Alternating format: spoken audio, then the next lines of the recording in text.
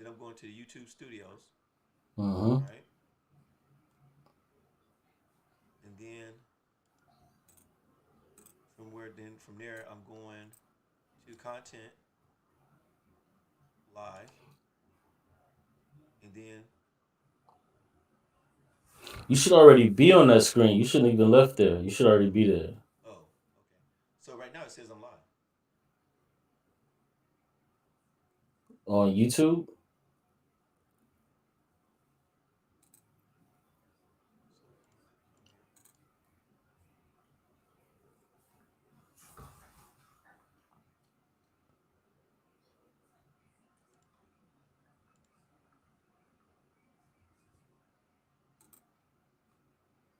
here. Oh yeah, yeah. I see it right here. We live now, man. Okay, okay, okay. So all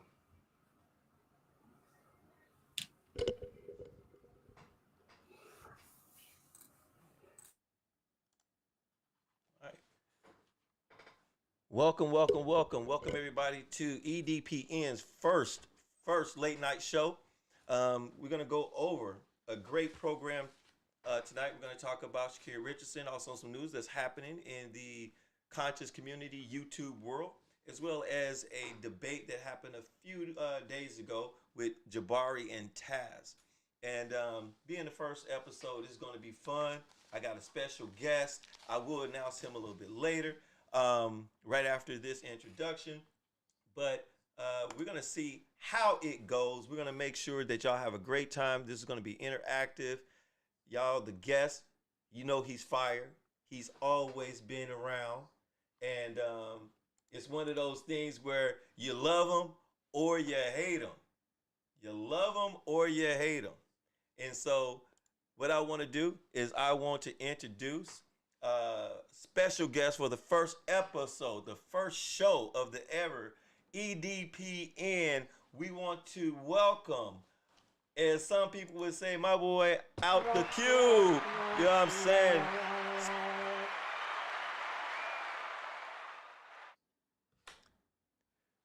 Cube, and how you doing today? How you doing today? How you doing tonight?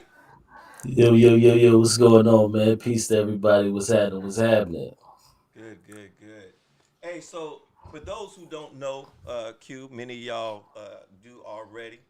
Cube has been around on a lot of the social media platforms. He's a debater, he's a content creator, he's also a gamer. You know, and one thing I would say about this brother, he's always ready for some smoke. He don't back down from nobody. Friends, family, enemies, whatever, they all can get it. And I know firsthand how this brother gets down, especially, you know what I'm saying, in these YouTube streets. So, Q, before we get started, man, let me ask you some questions, man, because you really haven't been out there like you were like a couple years ago. You know, when I met you, Right. you were on, you know, what I'm saying, a couple of social media platforms. What have you been up to lately? Man, I've been just trying to kick back, try to do my own thing, and trying to blaze my own trail. Really, what I found out is that when you go behind a lot of different people that they have their own platforms, you're forced to be secondary. And not saying that secondary is a problem, but in certain situations being secondary can be a problem. So I just chose to not deal with that and just kind of do my own thing. And as you stated earlier, I play video games, also have a sports channel that I'm trying to grow and things like that. So I'm just kind of trying to blaze my own trail. And from time to time, I will try to dip my toe back into, debating things of that nature. But once that itch needs to be scratched, I definitely reach back into the culture and immerse myself and try to go in. But I actually have a debate coming up on Sunday against a brother named Leandre. I'm sorry, I can't remember his full name, but we're debating: is it logical to believe in the God of the Bible? So yeah, I'm gonna Okay. deal with that topic and handle business. So, debating this topic, is it logical to believe in the God of the Bible? Which sounds like something that you've had before. Like you've done similar debates, maybe not this specific debate, Mhm. Is it something that you're ready for? Is it something that you might have to study a little bit different for? Um, because when you start talking about logic, right? We know some people's logic is different than others, and logic can be confirmed by bias and then blind you to exactly you know what that logic is. Have you Mhm. studied the brother's style at all of how he's debating? Well, have I studied him? Absolutely not. I'm not sure where to even find him. Like I say, I can't even remember his name, so that can kind of tell you that I really, didn't do any studying on him. But from what I understand from what he told me is that he holds a PhD in philosophy, and he's a Christian. Oh, So I think and not to diss Christians or anything like that, but I think that's pretty much all of the parameters that I need, and I'm an atheist and I don't have a PhD. So I'm pretty sure he's kind of looking at me, the same way, that I'm pretty much going to come with the same thing, but it is what it is at the end of the day. Your rhetoric, how fast you can do your little 1-2 is really what kind of separates you in the debate. So that's just kind of what I'm looking for, to see if I can find any weaknesses. But if the brother's well studied, well read, he's definitely going to be a challenge, and I want that challenge. So there we okay, go. okay. And y'all heard it. Y'all heard it here. Y'all heard it first. When is that debate going to happen again? And where? It's Sunday on Paradigm Shift TV. Sunday on Paradigm Shift TV. Hosted by my brother Pianki, man. You guys go subscribe. Great platform. Got a lot of interesting guests over there, and he just does a good job over there. So Awesome, yeah. awesome. So um, tonight's show, we're going to do a few things. We're going to entertain you guys as well as spread some news. We're going to give some perspectives on it. And one of the things that we want to talk about that's going on in the news that reached my attention was this thing that was going on with um, Sha'Carri Richardson. It must don't know her. She is an Olympic star. I think she has the second fastest time in the 100. Very promising young lady. I mean, I remember watching her when she was still I think she was still in high school when I originally saw her. And when I saw her, she was like just that person, just that girl who's just smoking everybody. Amazing talent. Um, Cube, have you heard much about her? I can't say a whole lot. I can kind of speak to the issues that took place before the actual Olympics happened. So that's when I began to really hear a lot about her and a lot of the preliminaries that she was doing, and she was blazing fast. So there was a bunch of unfortunate events that happened to the young lady, but not a whole lot. Probably about just as much as everybody else, to enough to form an opinion. I'll tell you that much. Okay, great. So one of the things that happened in this controversy is that there was a young figure skater named Kamila Valieva. Valieva. She's a Russian skater. She's 14 years old, and she was tested positive for a steroid. Um, it's trimetazine, and it's a drug that was actually kind of used for severe pains in the neck, shoulders, and chest, neck, shoulders, and arms. And she was not restricted from, competing in the Olympics. And so this, when it came out, when Shikari noticed it, because everybody remembers when Shikari, her grandmother had passed, and she smoked weed as many people do, and it's actually the event was actually held in Oregon in Eugene, and she was tested and she was put on suspension for 30 days. She missed the Olympics, and due to her smoking weed, her teammates actually did not vote for her or allow her to join the women's 1 by 400 relay, which I thought was kind of odd because as fast as she is and the hype that was going on with the Jamaican sprinters, you would have thought she would have came on. So Um, in here, it talks about in the article. It says the 15-year-old athlete tested positive in December for trimetazine, a drug typically prescribed for much older patients suffering from angina and other heart-related conditions.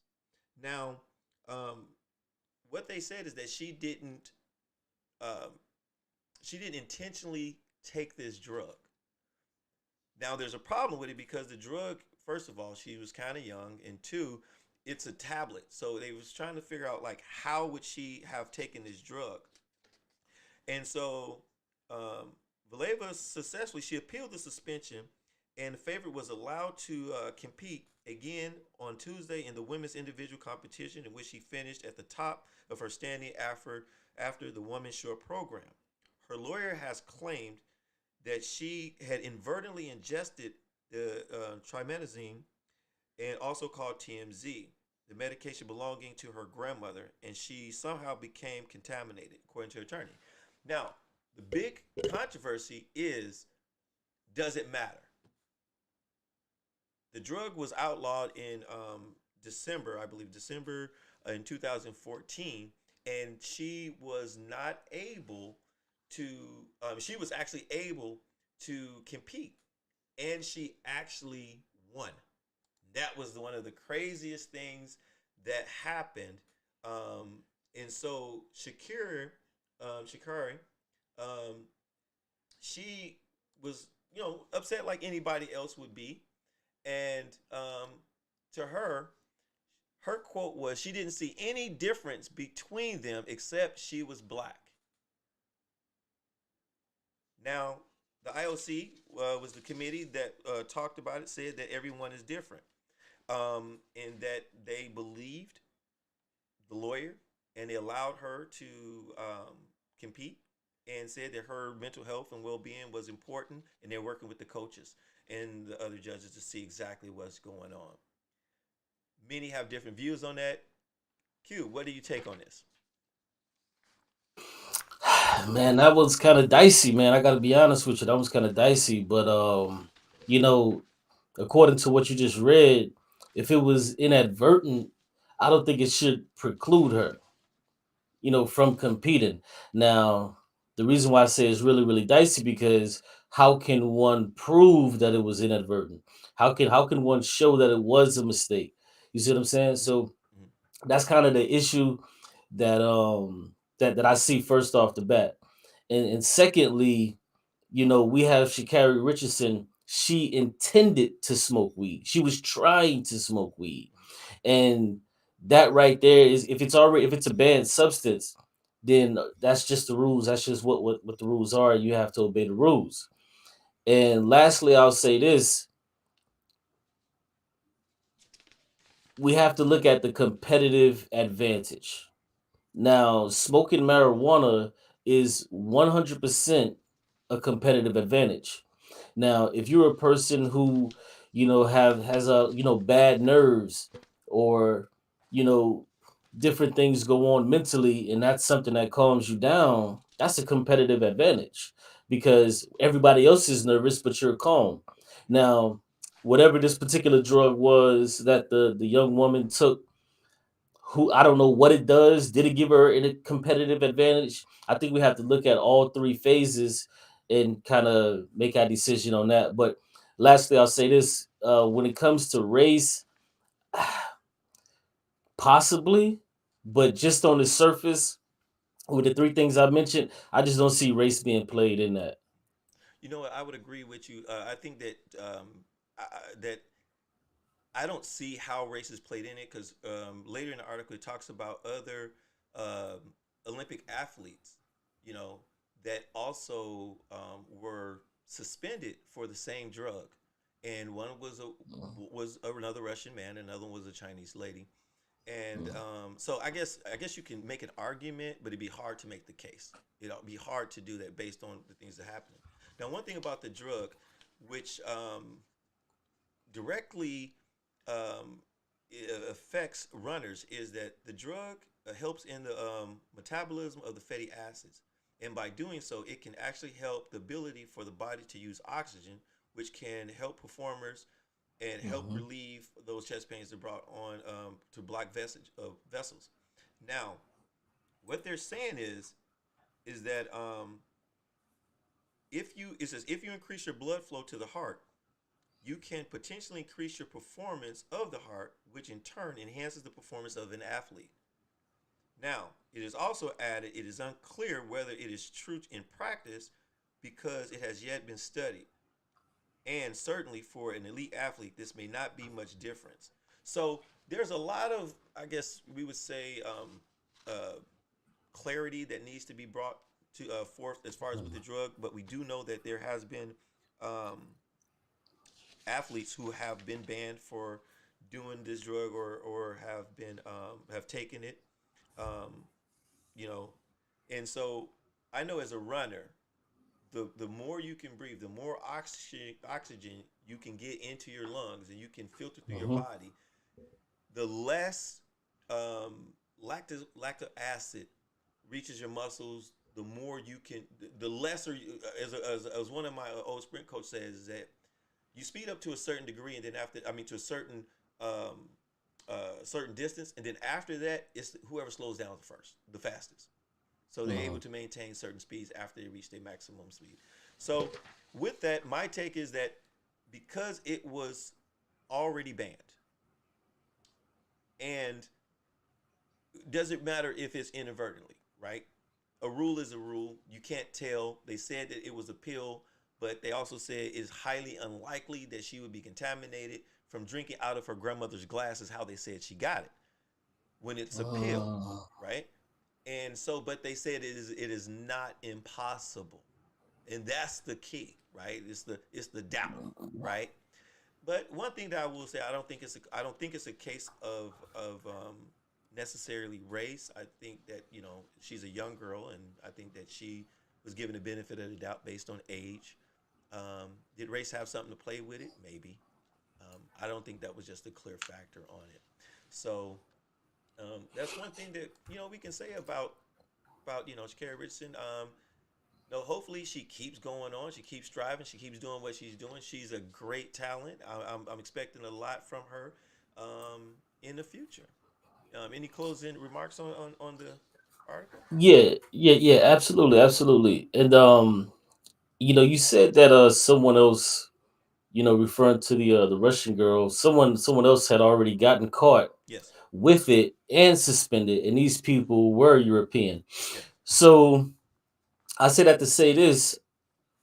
It kind of looks like it comes down to one person admitting that they smoked weed and the other person saying, "Yo, it was just off of a glass that my grandmother had." You see what I'm saying? That's kind of what it sounds like it came down to.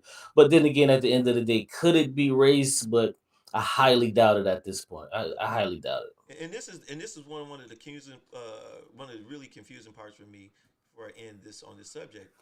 Chinese star swimmer Sheng Yang also tested positive for the drug in 2014. Now, in 2014 is when it first became banned. It Uh-huh. says at the time, Yang's doctor argued that the champion swimmer suffered from a heart situation, palpitation, and dizziness, and had been prescribed the drug starting in 2008. So she'd been taking this drug since 2008 when it was banned in 2014.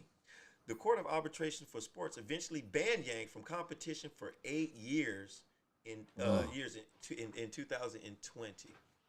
Now that's the crazy part of it. That is the uh, crazy part. But what I would say is that so much time has passed from from when she started taking it, from when she was suspended, and people change. And I think a lot of it had to do with this girl's age. It doesn't say what Yang's age was, so you know who knows, who can tell, right? Who can tell? So you're right. so now moving on to the next subject. One thing that's going out in the league, I want everybody to be aware of things that's going on. We have Solar Vision Debate League. They're, hey, I can say from experience, I can say from observation, I can say that this league, these brothers, these sisters, they definitely put it in. Cube is participating in the league. You had some great battles. Um, you've had a couple bodies, and I know it's been hard with you being an atheist. But Solar Vision Debate League, man, home of the Shuckle Buck, right up Solar Mine. You know what I'm saying? Um, fourth season going strong. Um, Yesterday I looked at the rankings, and you can see we have Domo at number one. We have Suave Boss, Inyame, Brother Rico. We have Pro Black Politics, Halia, Brother Moses, and Black Sun, and Out the Blue. I believe Out the Blue is actually debating today, so he actually might move up. Scheme and KOT. Um, they actually have a system where they actually have a playoffs. This is the scoring system, a power system, trophies, rewards, different categories to excel in. And is from season one to season four, with how the standing is right now, I would say that Domo would be the clear favorite from what I can see that for the betas that are currently active on the Solar Vision debate roster. And I think Suave Boss is definitely one that's going to push the envelope. I think that for him to win over Domo, he has to be very um, methodic. He has to strategize in that topic, um, and he has to pretty much try to, minimize his Domo's weapon of rhetoric and terminology. The brother speaks very well. He's very sharp. He stays, in his bag, and even when he's not in his bag, he's been able to basically out talk, just out talk you. He's able to persuade you. He's able to really move the not only the people but also the judges. Q, being a ex member of Solar Vision Debate League and actually battling with some of these brothers, what do you think of the rankings, or if you've been following the season so far? Do you have the rankings available No, to show? yeah. Let me see right here. Okay, okay, You don't see? okay. Yeah, the rankings are up right now. All right, cool, cool, cool. Yeah, I just wanted to make sure Not a I problem. wasn't. Yeah, so I'm looking at it. Honestly, I haven't seen any debates since I left the league last year. So I haven't seen any debates, but just by looking at some of the names, some of those guys I remember, seems like they have a few new additions. Um, Domo at the top is, that brother's a very good debater, so I would definitely expect him to win just by looking at the names, and maybe the only person I would probably say that could potentially challenge him would be Suave. No, my bad, not Suave Boss. Inyame.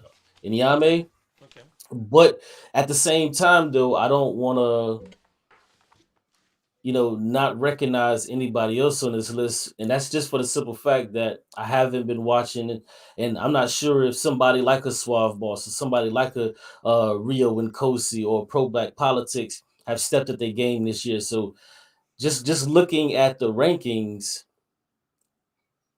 it looks like Domo is in the driver's seat, but you never know. That could change. I've beaten people in the playoffs who are ranked higher than me, so it can be done. I'm not saying that it can't be done, but whatever those guys are doing, man, I salute them. Keep doing what they're doing. Yeah. So, it's funny because since Domo's entered the league in season two, Domo has always been one of those fan favorites. He's always scored Right. high. He's always been in there. But he's kind of had, and you probably have a little bit better knowledge, sports analogy than I do. He's always been that team that kind of made it, but he got taken out in the first round. He got taken out in the semifinals. Um, Right. but he's always been there, right? He's always showed up. And so, Domo is, like I said, Domo has always been in that elite um, circle and always in that conversation with one of the best debaters in the league. Now, Right. the thing is, like, there's some people out here that just came or rookies or maybe from different platforms, we start talking about pro-black politics. We start talking Brother Mo. The thing is, when I saw Brother Mo this, and he's kind of his brother, really sharp guy, nice dress, and just he got that venom when he speaks. You know what I'm Mhm. saying? And very sharp. And then Blackson, another guy that's putting in some work. He's putting in some work and giving these veterans a run for their money. He's not backing down from anybody. We got some sisters out there. Sister Nandy. I think she will be also in the playoffs this year. She has her channel. She's always bringing the heat. It's always she's Black Power. So um, I'm definitely looking for somebody to give us that kind of Cinderella story, that push that we don't see. Who will it be? I don't know. Will it be Scheme? Will it be KOT? Will it be Blackson just turn around and have one of those Taz seasons? I don't know. And then we got Halia in here. You know, and as you can see by the power rankings, they have their scoring system that they have with 7 categories in the opening, then the premise, and the rebuttal, and the rapid fire, and the closing, and then you got your overall presentation. Um, what do you think about these categories, and where do you think most debaters would leave money on the table per se? Yeah, I'm looking at these rankings, man, and I forgot how it actually works because what I don't see is how many debates a debater has had. So like I see Suave Boss with 1094. But I know from what I remember, he would just take a whole bunch of debates and like get his out of the way. So like it's really difficult to tell. You don't see how many they've debated. Now the opening like I'm just not sure of the system. I'm just looking at the power rankings. I don't even know what's the ceiling. Like is it 150 the ceiling of the most? Or I don't know. It's kind of difficult to Uh, tell. I almost feel like an outsider looking in. Yeah, so the way that they I think there's 12 categories. It's pretty much the same as far as in they're judging them from one to I think the highest score you can get for each debate from each judge, I believe is I should know this because I was a judge. Um, I think it's 50 points is that you can get. And so 50 50 points. points. So 50 points is a total score. Okay. And so right now we've been seeing a couple of debaters that have been getting into 47s, 48s. I still believe that Chris Harris, Okay. who is not in this conversation but was in the conversation when he was there, had the highest score when he was there. And Mm. when we talk about Domo, I think Domo's needs some more debates. I think Domo got like 3 debates out right now. Suave Boss is also in the running for MVP. He's already had 8 debates and he's still giving people work. Crazy. He's debated Yes. twice as much as some people, and still giving them work. He's not taking no time off, and good for him. You know what I'm saying? Because he's giving some people some time to work on their craft while he, beating them up a little bit. Yes. Well, that was always his hallmark to just debate, debate, debate, debate. And sometimes some brothers just have a little bit more time than others. Um, I'm more of a quality over quantity type person. But yeah, that was just kind of his thing, I remember. So now that I'm looking at it, if you say 50 is the most that you can get, I guess what's happening is it's 10 for the opening, 10 for the premise, 10 for the rebuttal, 10 for the rapid fire, and 10 for the closing. Yeah, and then you have the presentation.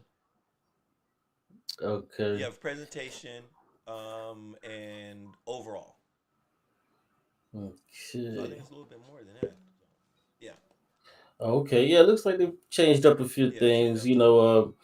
but yeah, to give an actual informed decision, I would have to be in the mix, and unfortunately I'm no longer in the mix. But I'll say, man, good luck to those guys, man. Do what y'all do, and whoever's the champ, you know what I'm saying?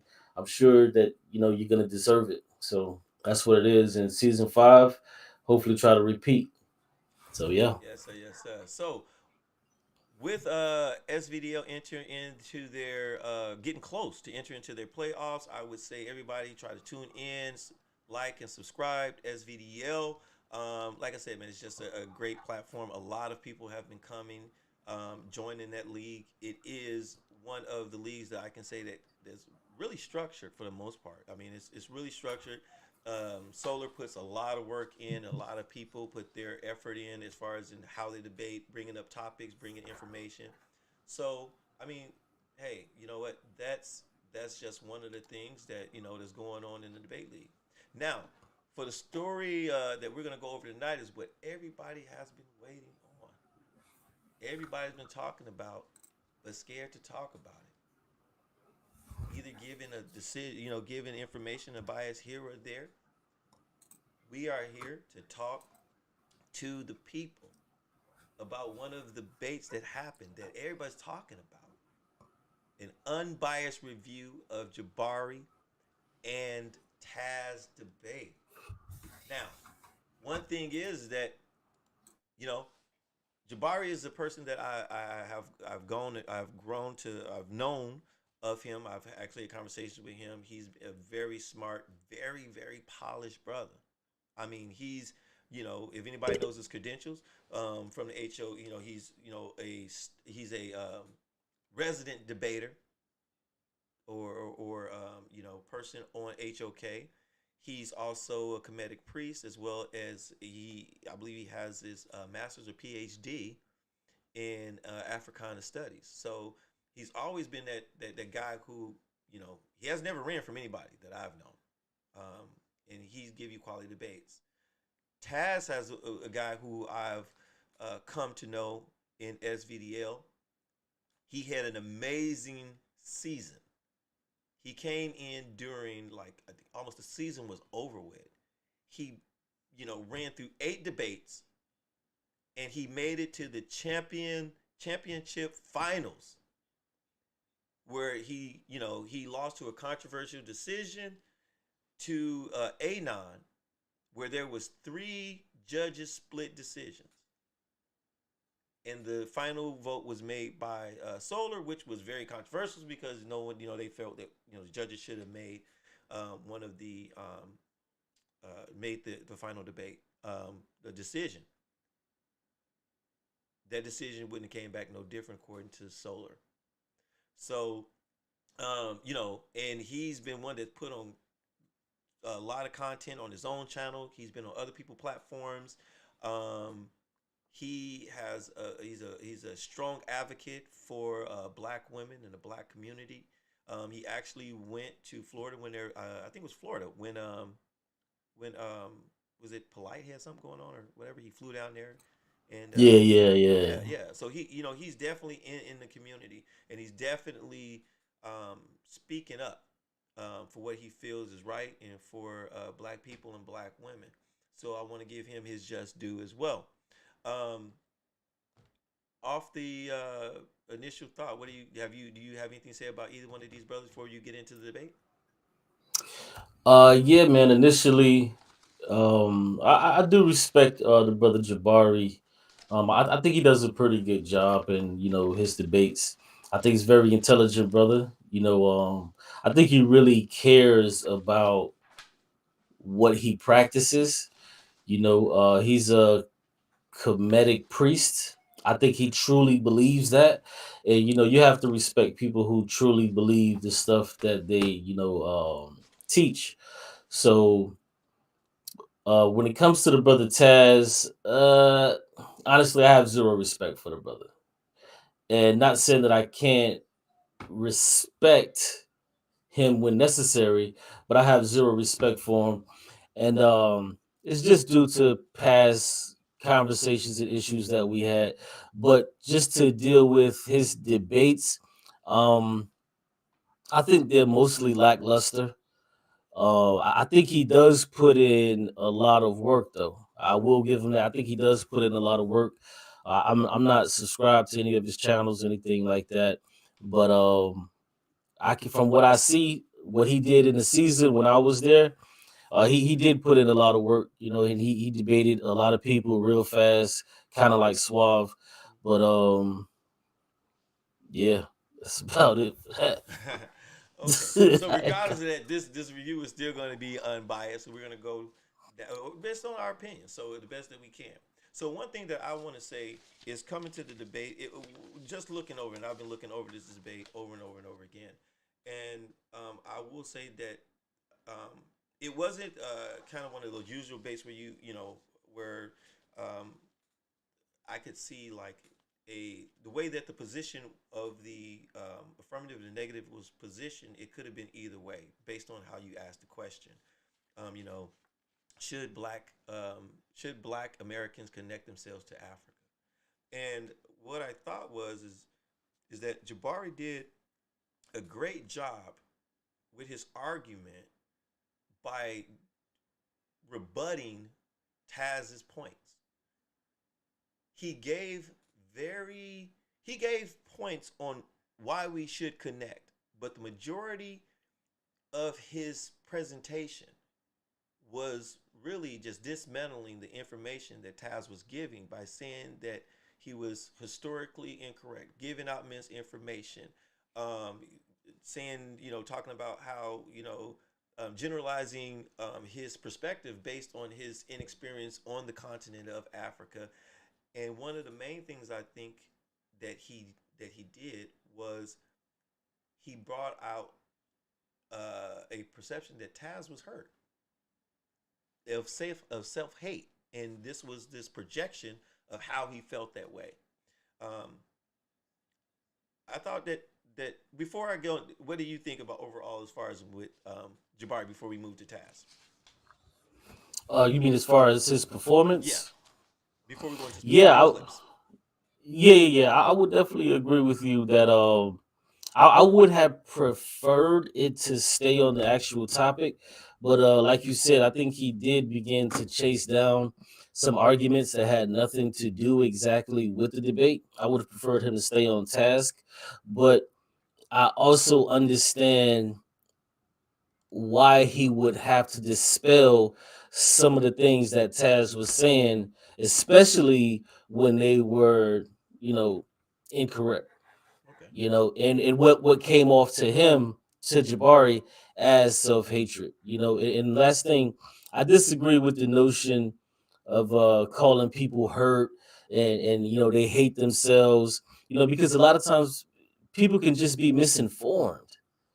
Mm-hmm. When you get disinformation and you don't fact check it, it's quite likely that you'll pass it on to somebody else. So I don't agree with the hurt thing, and the reason for that is because a lot of people say that I'm church hurt or something like that, and that's why I'm an atheist. But in actuality, it's for other reasons. But that's my take. Okay. And that's definitely respectable when you say, especially when you say somebody's hurt, just to kind of dismiss their information, and you go for that sympathy appeal to the audience or to the judges. Um, but one thing I can say with Taz in his debate that I thought Taz did really well is Taz's conviction to appeal to the audience. His tonality and his projection was really good. I think that the information that he presented were some pretty strong pretty strong points in certain areas. I thought if he would have stayed and kind of restricted his talking points and his premises to a particular timeline, um, I think that he would have had a better argument or better way to go with the audience. I thought that he hit Jabari with a couple points that would make you think. When so a couple of things that he was saying when he was going on and on, about the way the continent was. I think one of the other things was when he was talking about the female mutilation of genitalia. I thought that when he was talking about one of the biggest things was that we haven't left yet. We haven't went. and that there's so much to do here. And I thought that these were some talking points where um, if he would have just honed in more of those instead of giving us a barrage of information and things that kind of got lost in translation and in I would say comprehension of the audience, um, that he would have, I think he would have fared better. And the thing with HOK is that there are no judges, right? So that's why I'm saying audience. Um, and I think also, that kind of fell to um, that kind of failed against him in a way, because some of the things that he said, right, led into Jabari's rebuttals, where Jabari was able to address it and attack it, right? Where Jabari always stayed, he always would stand on he always attacking him, never really got on the defense, and so, but I mean, I thought he did a great job. I thought they should have stayed kind of a little bit more. I would like to see a little bit more mainstream on the topic, but I thought overall, that was a good debate as far as in that point. What are your take on that? Yeah, I'm gonna go the opposite. I'm gonna say that Jabari was on the defense the entire time. And the reason I say that is because he was responding to what Taz was saying. There was a few times that he came up with new arguments, and those arguments were amazing. But the majority of the time he was responding to what Taz Yes. was saying. Yeah. You know what I'm saying? So I think he was on the defense most of the time, and I think he did a pretty good job, doing that. I think Taz, I think the tactic that he used was to attack, Yeah. but not really actually listen to what the other debater was saying. So, in from watching these two guys debate, what I also saw was one guy attacking, one guy playing defense, and sneaking in a punch or two when he could in Jabari. And I think where Taz kind of went off is when he just began to throw out a whole bunch of different arguments. Yes. Because what I saw was they both were trying to pull on the heartstrings of the people. They were trying to pull on the heartstrings of the people, but they did it in different ways. So Taz was trying to be aggressive and saying, look, this is what's going on. Look at this about Africa. Look at that about Africa. And whereas Jabari was trying to be more gentle and sensible, like, hey, I understand that, but look at this. This may be potentially a reason why this is like that. This may be a potential reason why that is that particular way. Whereas Taz was like, look at that, look at this. And, one can say were some of those things facts. Yes, you could say some of those things were facts. But a lot of times, facts can also be skewed to try to make the point. For facts can be skewed to make a person's point. But yeah, that's kind of what I saw. So Okay. yeah. And I can definitely see that, and that's why I was saying that, as far as in premises, not premises, but the positive and the negative argument, it was, I could see by wording it could be flip flopped. I could see that Jabari, by being on the, as you say, on the defense, felt more like an offense because of his response back to Taz, right? It was, as he was saying, he was constantly correcting his information while Taz was continually putting out points against Africa and its issues that it has in Africa. So I thought it was pretty good. One thing that I want to go over though is um, one thing that he said that I thought was real, like a key, was when he was talking about uh, black people being better off on plantations than in Africa. Now, the brother did say he cleaned it up, right? And the only reason why I bring this article out, being unbiased, just review of what's going on, is because Jabari addressed it, and Jabari said he did not hear it. So after going over the art, going over this just one clip of, did he clean it up? What is a mistake? Was it a slip of the tongue, or what was it? Um, let's just listen to the clip. Did you catch that part of it, or was that something that stood out or not stood out to you? Yeah. I caught that part, but I rather listen to the clip before I, Oh, because I okay. want to speak. I want to speak ahead of the clip. But Okay, yeah, go okay. ahead. All right, so let's play the clip. Before, it was more safe for a black American to live on a plantation than go to Africa. Can you hear? Because again, like I said, they were offering to send you to Africa. Black Americans ended up on plantations in Oklahoma, in Kansas. But what they didn't do was fly up out of here and run to Africa. Black Americans know that in this country, you were welcome to move onto an Indian on an Indian reservation, as opposed to the later years when people were trying to convince you to go to Africa and very few went. And so we must understand that the Black American does not have to connect themselves to Africa in any way, shape, or form. Those are the African Americans. Okay, so was it a slip of the tongue, or did he clean up, or did he? Nah, I don't think he cleaned it up. I'm gonna be honest. I don't think he cleaned it up. And to say something like that out of your mouth from the beginning is already, you you already on the edge of the cliff to even come out your mouth with that right there. You know what I'm saying? So I don't think he cleaned it up, man. That's Oh, just me. yeah. So one thing about that is when he said he cleaned it up later, and like you said, he didn't hear that. I gave him the benefit of the doubt, and I figured, hey, maybe he did clean it up, right? Um, but after I listened to that clip, that piece, it was, maybe while he was talking, maybe he didn't mean to say it, but it came out, but he just continued. There was no point in that part where he, said, "Oh, wait a minute. I didn't mean that."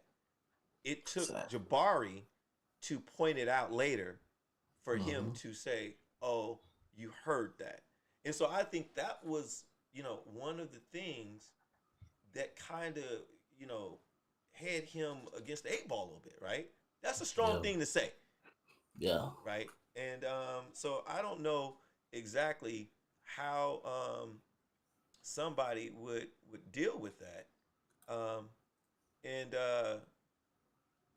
If I could just add one thing, later on in the debate, when he actually played that portion back, he it said exactly what he had already said, and he was still saying, "No, I didn't say it. I cleaned it up," and he just didn't clean it up. He thought he did, yeah, but but yeah. That he actually respected. yeah.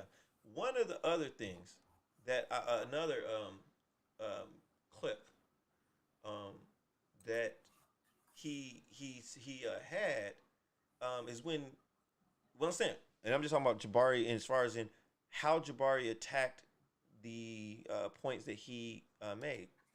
Mhm. One of the clips he talked about a person that he respected, right? In Miss Hamer. So when we played this clip, and I think this is what I was saying, where it was so much information where he was doing it, it seemed as if he was just giving Jabari more fuel. Where Jabari, it wasn't a typical debate where somebody lay out a premise and then Mhm. what I'm saying. It was kind of like Jabari was like, okay, this is a point, this is why you should, and then I'm going to dismantle this, and this is why he's wrong, and this, and this, right? And this was another thing that he says. Why I play this clip. Okay. As he said that there was one person that he actually respected. That wasn't a black leader. He said it was Fannie Lou Hamer. By the way, it became clear to me that he didn't know much about Fannie Lou Hamer. Taz, did you know that Fannie Lou Hamer actually traveled to Africa? Did you know that? He's going to say yes. That's actually not true. I'm sure he didn't. Take a look at what she says. I know in the town where I live, everybody was aware that I was in Africa, but I remember after I got back, some of the people told me that Mayor Dura of our town said he just wished they would boil me in tar. But that just shows how ignorant he is. I didn't see any tar over there, but I was treated much better in Africa than I was treated in America. And you see, often I get letters like this: "Go back to Africa." That's what this brother Taz is saying to me right now. Now I have just as much right to stay in America. In fact, the black people have contributed more in America than any other race because our kids have fought here for what was called democracy. Our mothers and fathers were sold and bought here for a price. So all I can say when they say go back to Africa, I say when you send the Chinese back to China, the Italians back to Italy, etc., and you get on that Mayflower from whence you came and give the Indians back their land, who really would be here at home. It is our right to stay here, and we will stay here and stand up for what belongs to us as American citizens, because they can't say that we haven't had patience. I want you to be really clear that what she is saying is she is an African, but she's not leaving to go and live in Africa permanently. She's saying the same thing that I am. Here's the rest of what she says in talking about how Africa treated her. Yes, I saw how the government was run. She's talking about in Guinea-Conakry. And I saw where black people were running the banks. I saw for the first time in my life a black stewardess walking through a plane. And that was quite an inspiration for me. It shows what black people can do if we can only get the chance in America. It is there within us. We can do things if we only get the chance.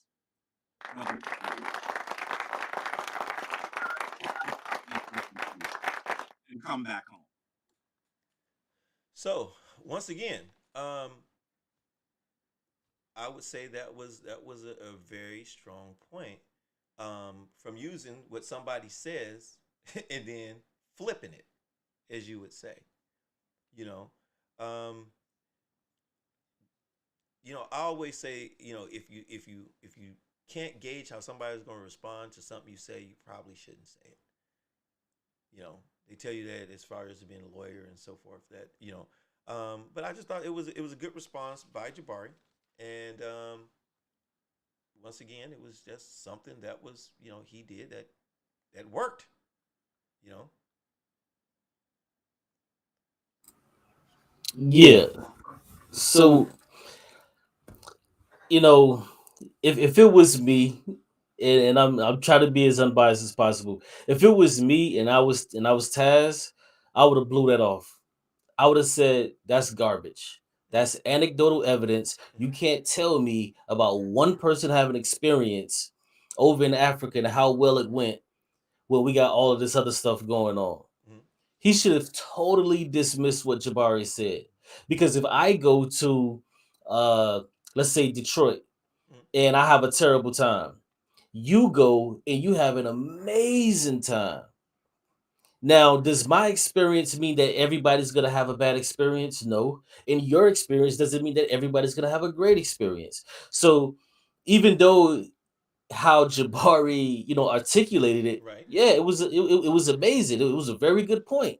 But that was a perfect spot for Taz to just totally brush that off as nothing, which he, when you're debating, he actually could have, because one person's idea really means nothing in the grand scheme on how they were treated. Because I'm sure if he, and this is what goes back to what I was saying about Taz. He was attacking. He could have just went to Google and typed in African horror stories, vacation horror stories. And he could have gave you list by list by list of people that had terrible times on vacations. They lost their baggage, all type of stuff. Bad service. He could have did that. And then what? Does Fannie Lou Hamer's interaction trump those, or do those interactions trump hers? That's But a good point. That's a good now, point. from what Jabari was saying, it was an amazing point for the simple fact that it shows and highlights what Jabari is actually talking about. He's saying, yeah, absolutely, we can go back and connect with those people, Mm-hmm. but that doesn't mean we have to stay there, because the title of the debate was should Black Americans connect themselves to Africa? So absolutely.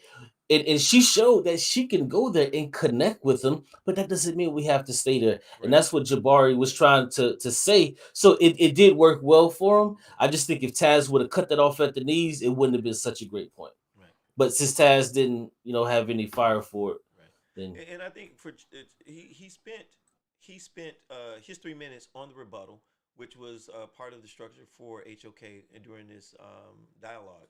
Um, but his rebuttal to what Jari was saying was very quick, and it was just kind of I felt was dismissive instead of addressing it point by point, kind of like how Jabari did. As you said, Jabari went in basing on what he said, and he added to it where Tasmore went like, he's talking out of feelings. I'm giving you facts. He's not bringing in nothing. He's not willing to talk about this and that, and so it still left that impression of what Jabari was saying. And in a debate, right? Although it's based on information, we're trying to. It's about persuasion, right? And anything that is left unaddressed still remains in the minds of your audience and your judges. And so I think if he would have slowed down a little bit more, he would have had a better opportunity, as you said before, is to hear exactly what Jabari is saying and kind of formulate how you want to attack Jabari in his argument. Because like I said, Jabari is a skilled debater. He's a great orator. So, and he's looking for those moments and those opportunities to give you that jab and that punch. But I will say, when he was talking about some things, some of his strong points is when he started talking about the rejection or the rejection of going back to Africa, the aid that was supposed to be or was suggested by the U.S. government. And when he said this, I mean, these are some things that I thought was some strong points, and that's why I said also that if he would have reduced it to say 1865 to 1924, during that time period, which was very delicate for the immediate progression of freedmen, and becoming African or Black Americans. Do we need to should we have spent time trying to connect back to Africa at that point based on his information? So I would like to play this and tell me what you think. But I thought it was a good point that he made, and that's what I say. I thought if he condensed it a little bit more, I think he would have had a better time. Levels of repatriation. So when he says we, he must be referring to the minority group of blacks that have always been willing to return to Africa. Now, Black Americans obviously did not decide to return to Africa, which is why they are here, which is why his family is here, and anyone else who would be in America today pretending and selling this Africa narrative. Your people had the opportunity to go back to Africa on America's dime. Abraham Lincoln offered to send your family back, and you didn't go back. Unfortunately, today we're not debating an actual fact, we're debating a feeling. So I have to make sure you understand that it's people who feel they should have went back. But the reality is they did not. People chose not to go back to Africa. So until we first deal with that and understand that within the Emancipation Proclamation, there was an offer to send you back to Africa there. It was rejected by Black Americans. We know that because Black Americans fought on both sides of the Civil War. They did not decide to go back to Africa, even though there was many people telling them that they're African. Many different ways they could have went back to Africa on America's dime. They chose not to. And so historically, there's no way to get around the fact that you have had opportunities to go back to Africa on America's dime, but Black America said no. April 1862, as I'm explaining to you, Abraham Lincoln was hell bent on on sending black people to Africa in repatriation. And it was those black Americans who decided that they would not leave.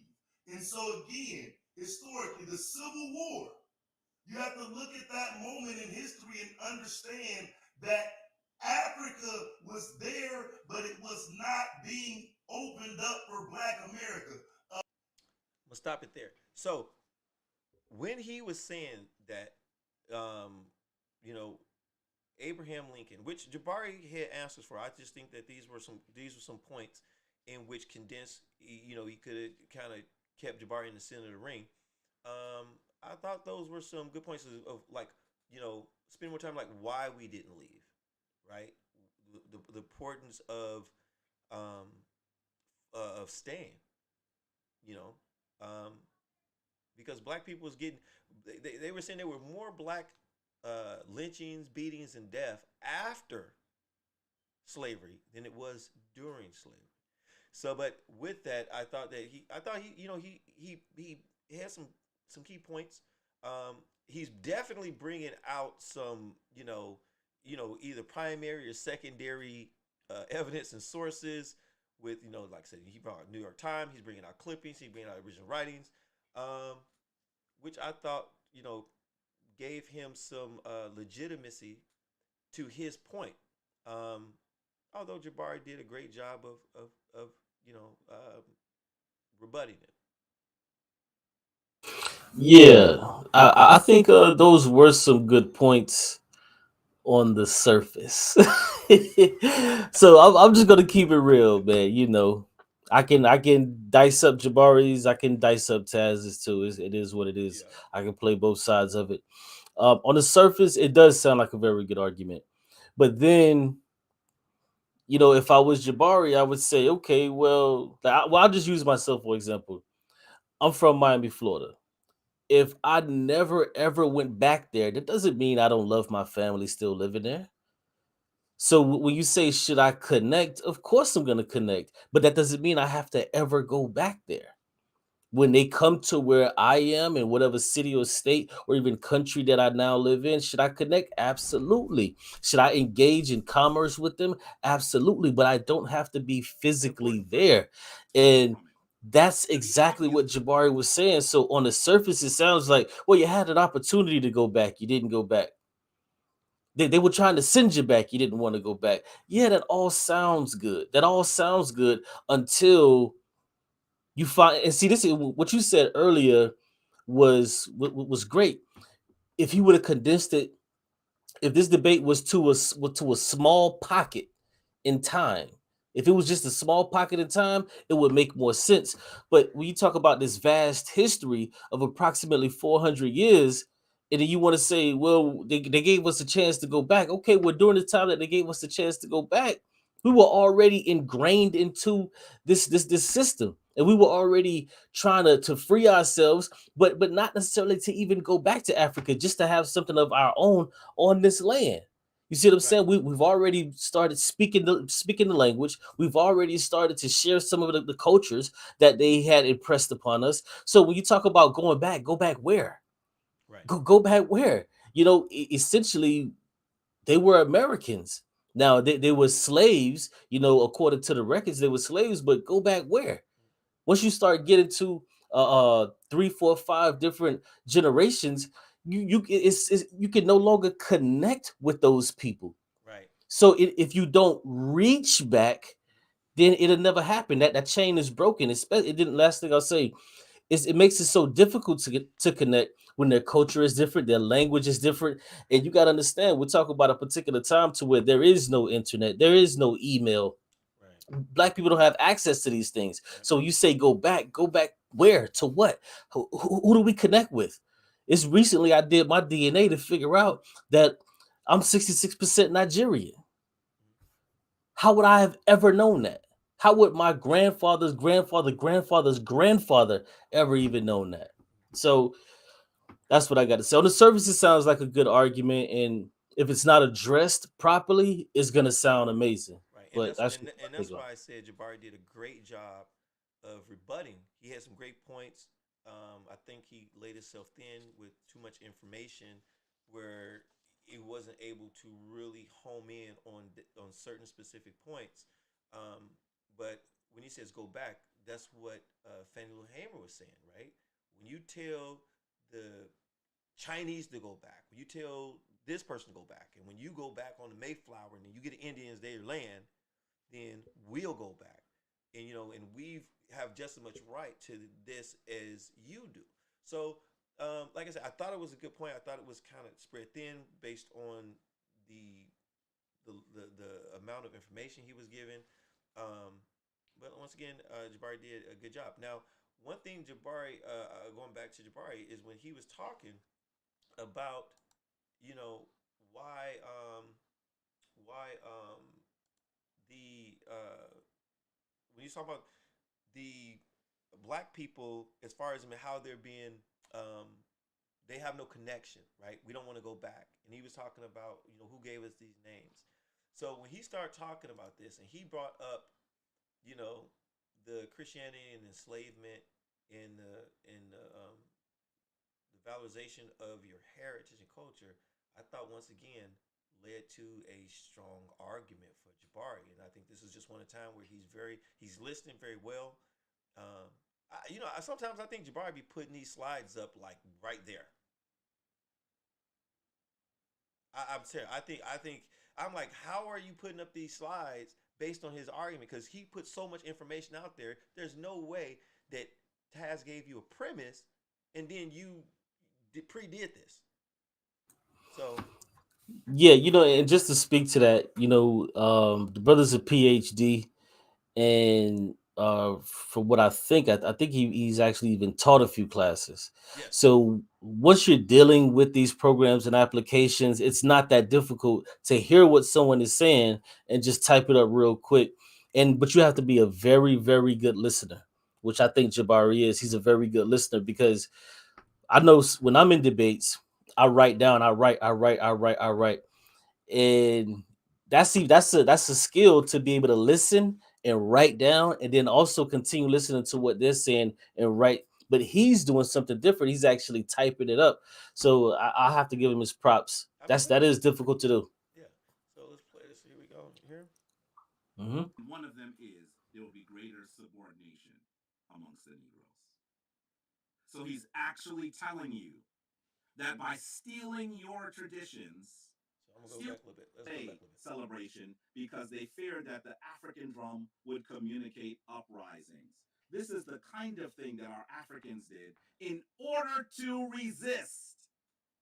Well, Brother Taz wants you to be without resistance. That's what he's asking you to do. Here's the story of a European, George Whitfield, who was an Anglican missionary traveling through South Carolina. And he actually got lost in the woods and came upon a maroon. What is a maroon? A maroon is a village of enslaved Africans, formerly enslaved Africans, who had escaped into the hinterlands and created their own autonomous society. He explains that they were practicing their own traditions and recognized that he had to jump on his horse and run away as fast as he could. Because if those Africans, who were emboldened by their own traditions, caught him, why, they would have slit his throat. They also did not want Whitefield, to be able to describe exactly where they were. And so we used African culture to unite us. We used African culture to liberate us. That is the true story.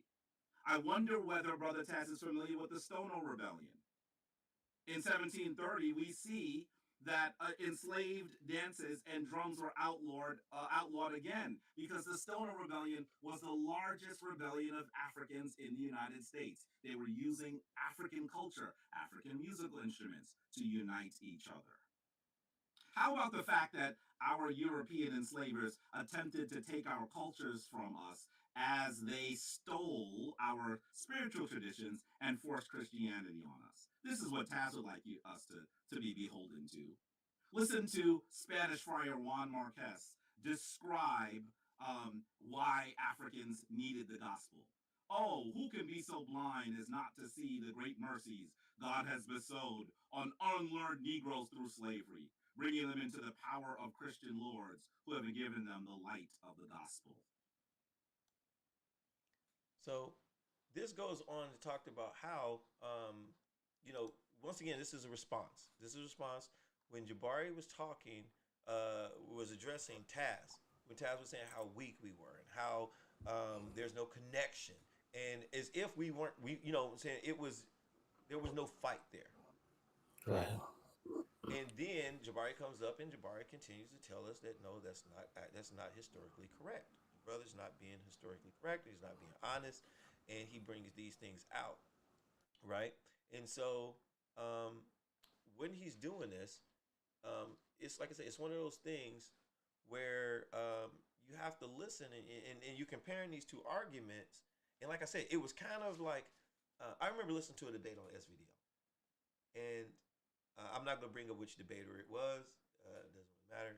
But it was kind of like somebody would say something, and the brother be like, and then when they come back on, it's like point, point, point, point, point, point, point, point, point, and they're just addressing everything, right? And people say, well, he really never got into his presentation of his bill. The the debater did such a good job of dismantling your argument that it was almost unnecessary to go into his presentation. So that was one of the things that I noticed that Jabari did. And as you say, he's a skilled, debater, skilled orator, and everything. So Yeah, and if I could say just a few things on that. You know, there were rebellions. I don't even when he talks about black people being weak, nah, bro, we just lost is all. We just lost. It's not that we were weak, you know. But I'm not even gonna really deal with that. That's kind of petty. But what Jabari said was so powerful to me when he said, Taz would rather have us follow Christianity and things like that, which I find, a bit reprehensible because while these people had our ancestors enslaved.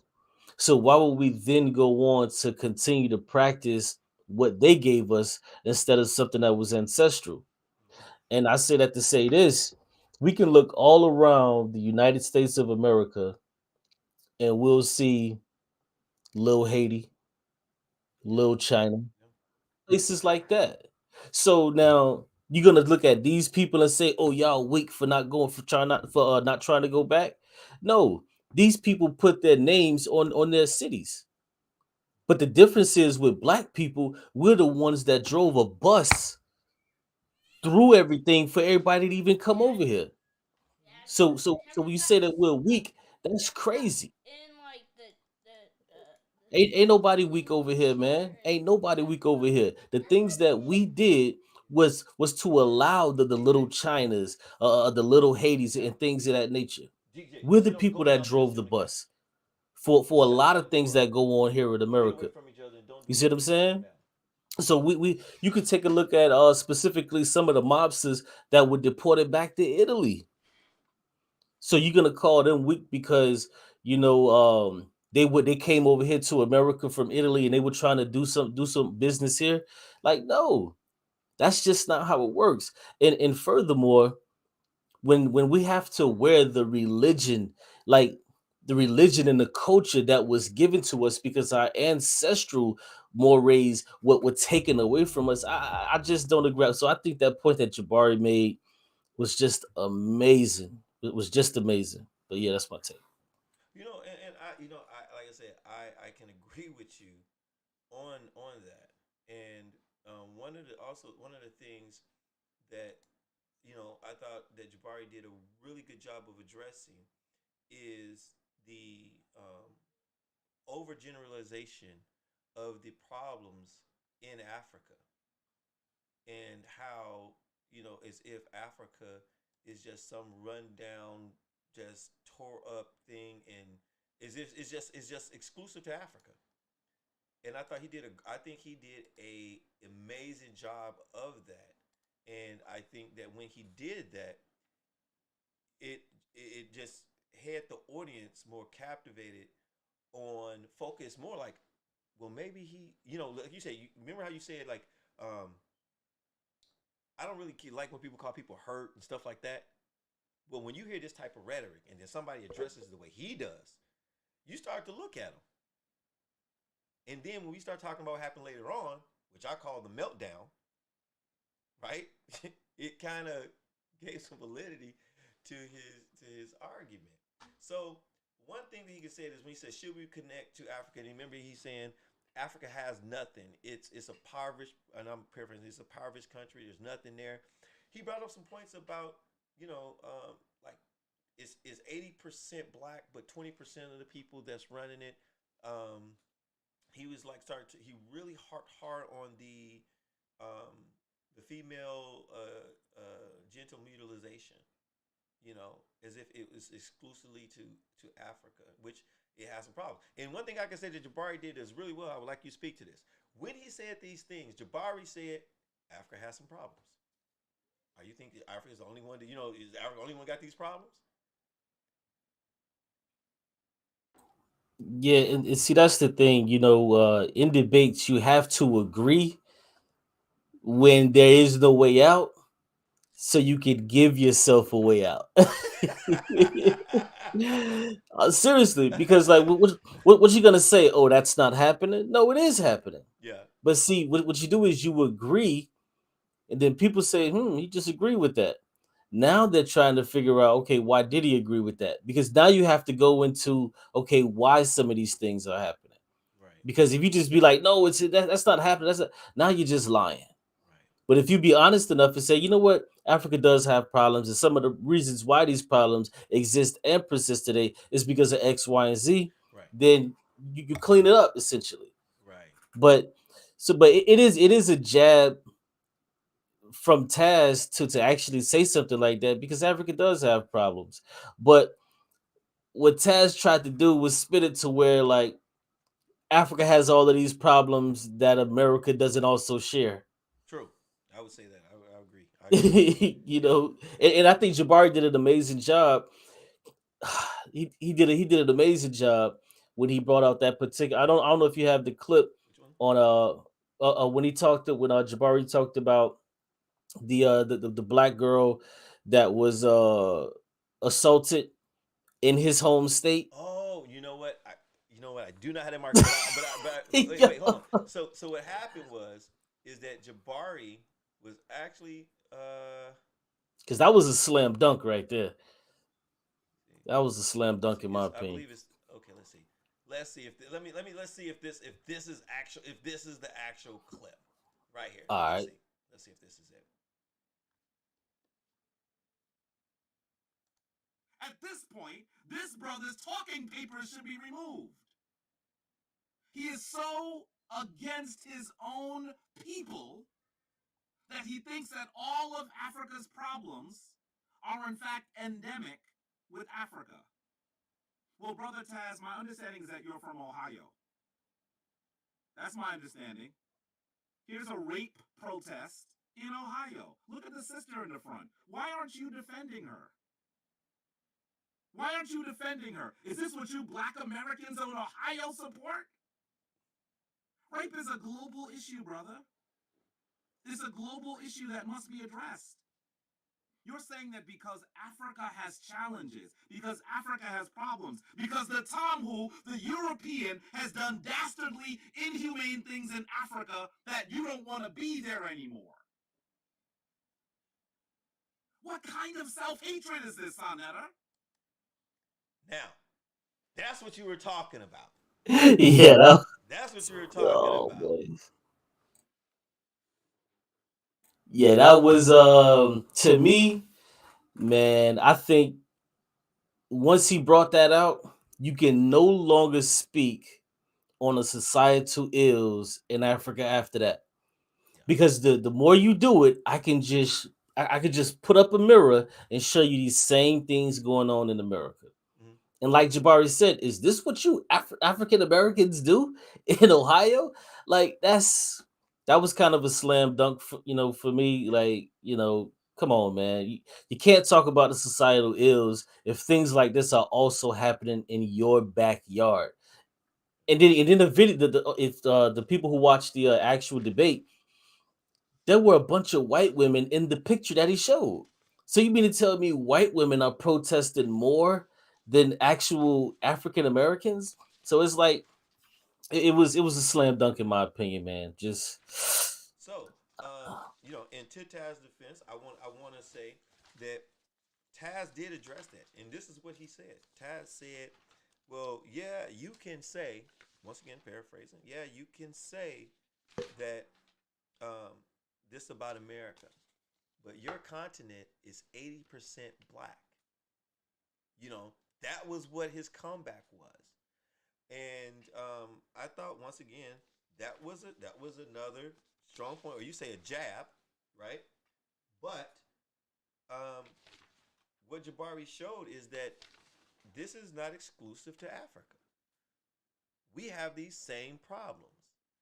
There's rape everywhere. And the fact that the Tomhu has conquered and colonized us and we weren't able to overcome that, somehow you're blaming us. You're blaming us. And then what he put um, when he was talking to him, let me see right here, he says that he says this. That by stealing your traditions, stealing your spiritual tradition in this instance, he can actually make you more subordinate. 5 minutes, Jabari. This is what, bro. Thank you. This is what Brother Taz would like you to be. And number two, here's the second reason why Taz's arguments actually can be easily refuted. He forgets that all people valorize their origins. All people look to what they describe as their origins so they can describe their greatness. Look at these buildings, Sonetter. Can you tell what they are? They look very similar, right? I think you'll find it interesting that the one on the left is a post office. No, the one on the left is a courthouse in Sacramento, California. The one in the middle is the United States Supreme Court in Washington D.C., and the one on the right is in Connecticut. These are all courthouses. Don't they look similar? In fact, some of you might say, well, they just look like courthouses. But did you realize that what they were actually doing is referencing ancient Greece? Why? Because the European tries to remember what they believe is their greatness. Once again, another strong point as far as in who are you, or your what your ancestry was, um, and it's not worth forgetting. It's not worth disconnecting from. And I thought Jabari laid a very good foundation for that argument as far as in why should we connect. And I think that was some of the main points was, by stealing all these, by stealing your traditions, by stealing your culture, by stealing your name, that it makes you, and giving you a spiritual system to forget who you are, it makes you more subordinate. So the less you connect with where you're from, the easier it is to keep you under control. And I think he laid a great foundation for that. And it was a good, it was nice. I mean, I enjoyed the whole debate. Task Energy, I enjoyed Jabari, but when he laid down these arguments, these talking points, it's kind of hard to you know look the other way at this point. yeah, and I'll say this last thing about that. You know,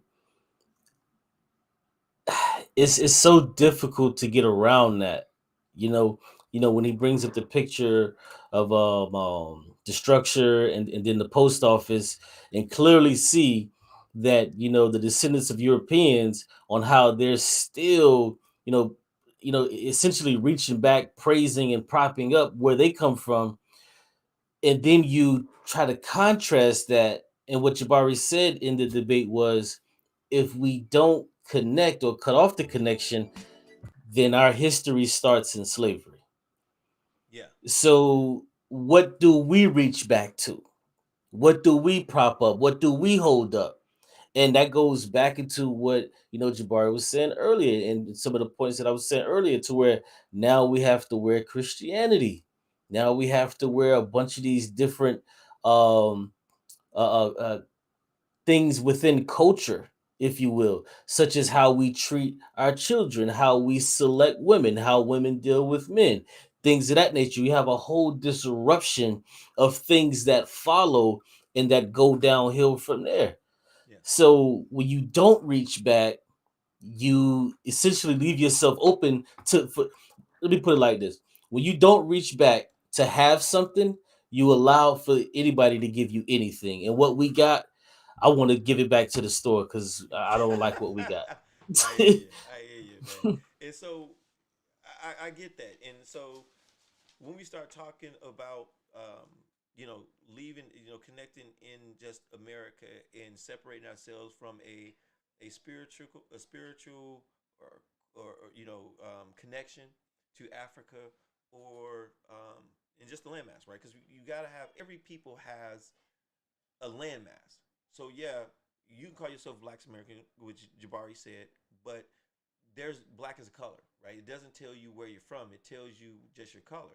You have Chinese Americans, you have Asian Americans, you have, you know, uh, Mexican Americans. You have people in Yeah. everywhere you go. They're connected.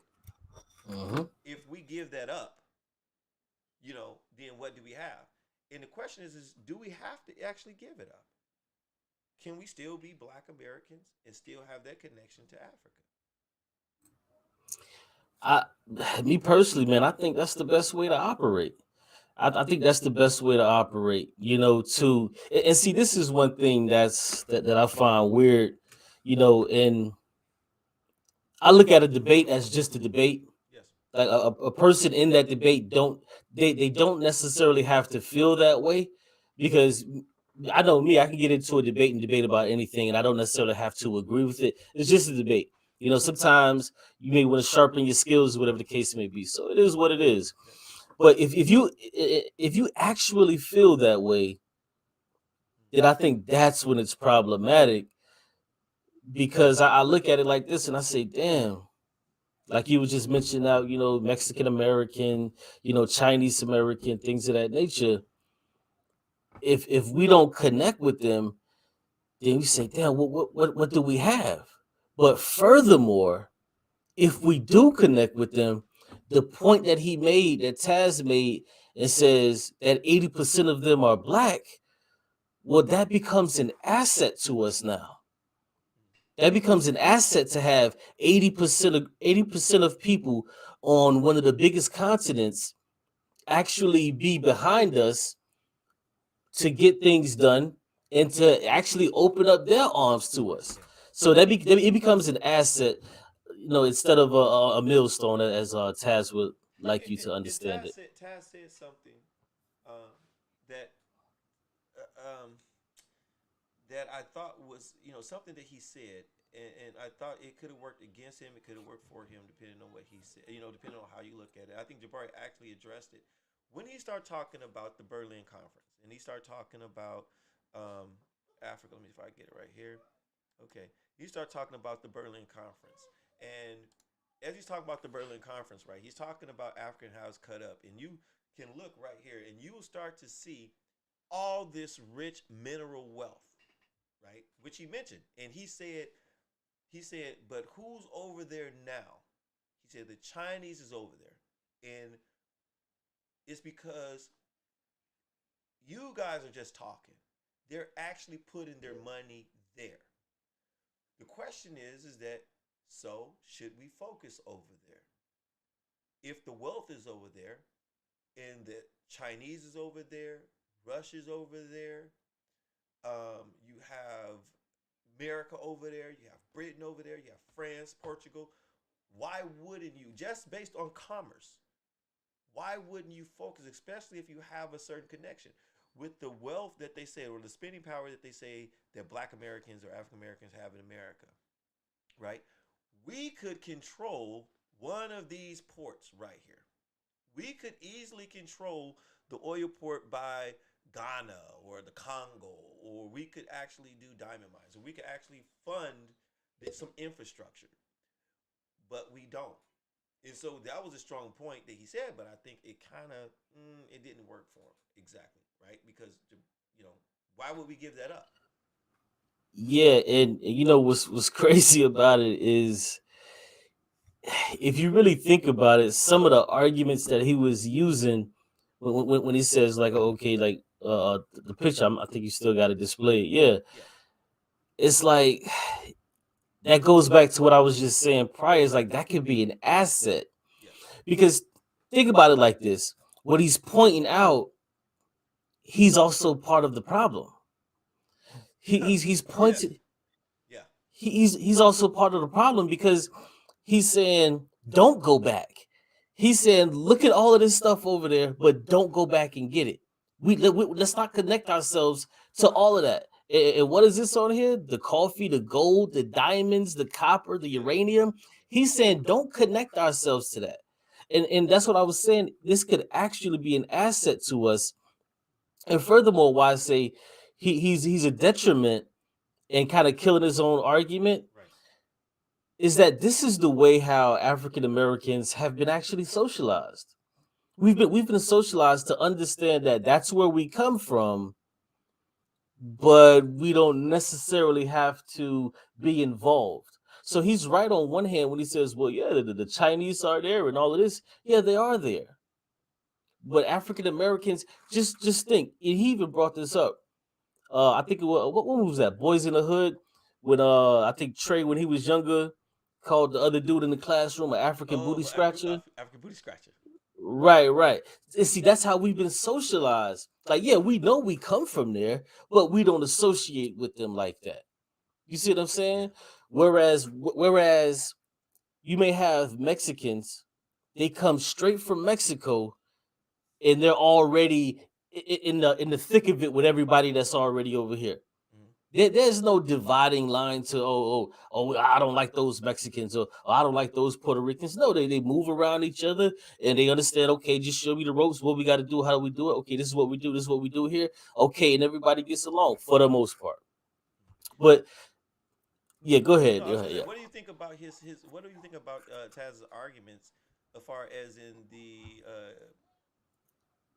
disunity in Africa? It's not just one country, um, and the which we already talked about, kind of, but the more of the social problems, um, and the disparity between men and women's their rights, because he harped a lot on that, right? And Right. Right. about the rape and the child marriage Right. and so forth, and how he says that the men aren't speaking up for that. Now I know Jabari said that they all have problems, um, Right. Right. Right. but going a little bit deeper into that, what is your take on those issues as far as into the debate? Yeah. So my take on that is I would have to say Africa has problems. I would start with that. But honestly though, man, honestly, we can take right now, and let's just be honest. If we look right now, Europe has over 44 countries. Do they all get along? They bummed the shit Absolutely out each other not. fighting since day one. Right. There's been two world wars, and what a lot of people don't even pay attention to is they say, yeah, America was in World War II. It took us about 6 years to even get in that war.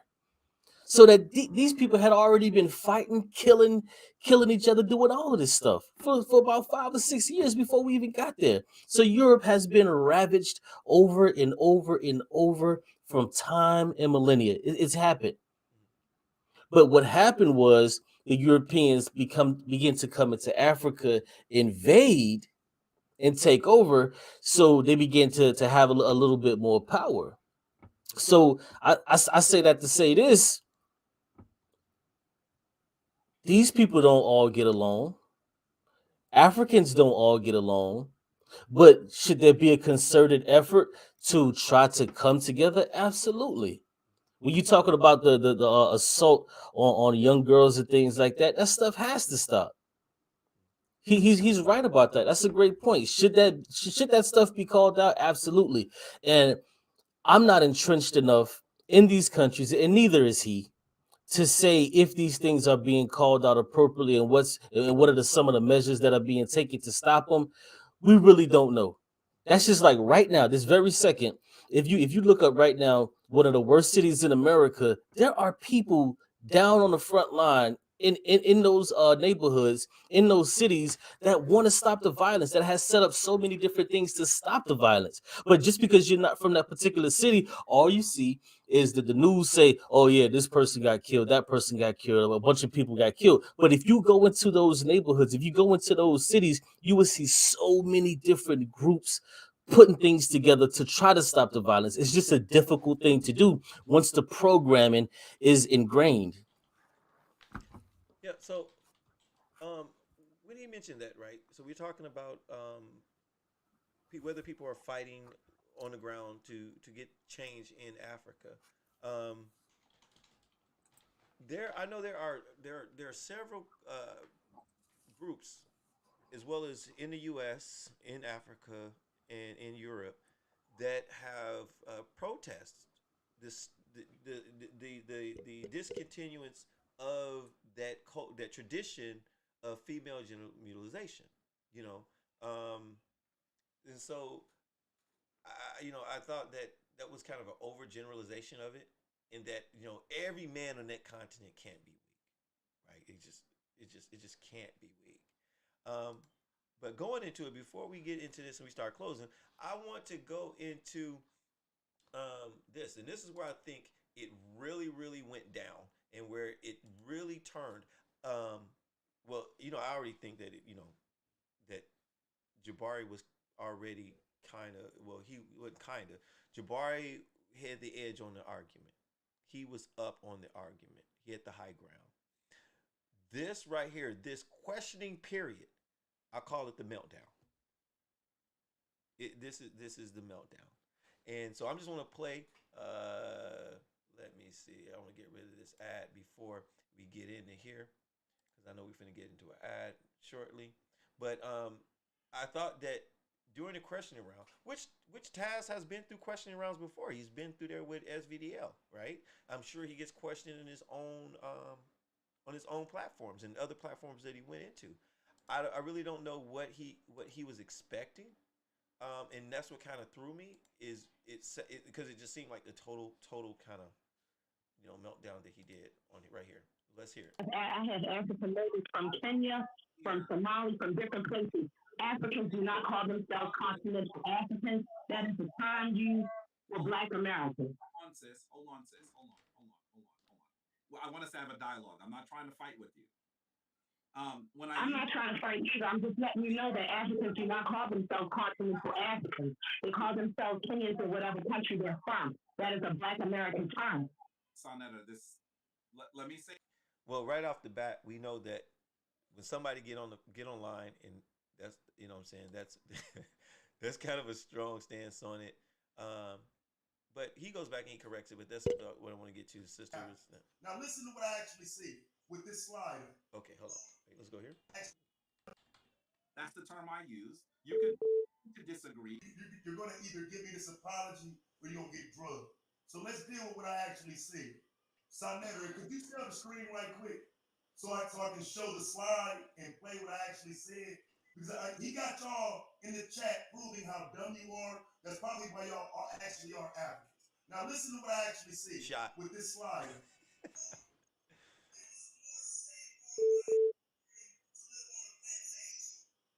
Can't hear that at all. Did you hear me? We can't hear that at all. We can't hear it. Oh, you can't hear it. Okay. No. So I specifically, no doubt, without any question, said Africa. I didn't say anything about being on no plantation and being safer on a plantation. Okay. Now,